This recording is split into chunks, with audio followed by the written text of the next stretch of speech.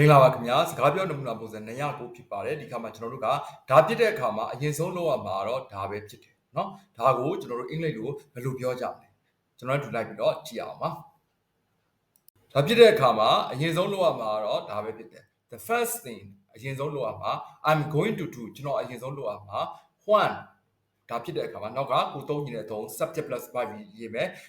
verb လိုက်မယ်ပြီးတဲ့အခါမှာ is ကိုသုံးရမယ်ပြီးတော့ to plus verb form အသုံးဖြစ်ပါတယ်နည်းနည်းတော့ရှုပ်တယ်เนาะဒါပေမဲ့နမူနာလေးကြည့်လိုက်ရင်တော့ရှင်းသွားမှာပါ the first thing I'm going to do when plus subject plus verb plus is plus to plus infinitive or verb form အသုံးဖြစ်ပါတယ်ခင်ဗျာနမူနာဝါကျများကိုကြည့်အောင်ပါ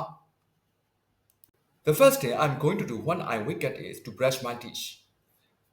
နက်မိုးလေးနဲ့အဲ့ရနိုးတဲ့အခါမှာကျွန်တော်ပထမဆုံးလုပ်ရမှာကျွန်တော်သွားတိုက်ဖို့ပဲဖြစ်တယ် the first thing I'm going to do when I get home is to take a shower အဲ့ရောက်တဲ့အခါမှာကျွန်တော်ပထမဆုံးလုပ်ရမှာတော့ရေချိုးဖို့ပဲဖြစ်တယ် the first thing I'm going to do when I get to the market is to buy vegetables ဈေးရောက်တဲ့အခါမှာကျွန်တော်ပထမဆုံးလုပ်ရမှာတော့အသီးရွက်တွေအသီးနှံဟင်းသီးရွက်တွေဝယ်ဖို့ပဲဖြစ်တယ်ဟုတ်ပြီနော်ကျွန်တော်လည်းတူဆက်ပြီးတော့ကြည့်အောင်ပါ the first thing I'm going to do when I open my laptop is to check my emails laptop ကိုကျွန်တော်ဖွင့်တဲ့အခါမှာပထမဆုံးလုပ်ရမှာတော့ကျွန်တော် email တွေကိုစစ်ဆေးဖို့ပဲဖြစ်တယ် the first thing I'm going to do when I reach the hotel is to rest ဟိုတရောက်တဲ့အခါမှာပထမဆုံးလုပ်ရမှာတော့အနားယူဖို့ပဲဖြစ်တယ် the first thing I'm going to do when I get paid is to treat myself နောက်စားရတဲ့အခါမှာကျွန်တော်ပထမဆုံးလုပ်ရမှာတော့ကိုပြုစုဖို့ပဲဖြစ်တယ်ဟုတ်ပြီเนาะကျွန်တော်ဆက်ပြီးတော့ကြည့်အောင်ပါ the first thing I'm going to do when I meet my best friend is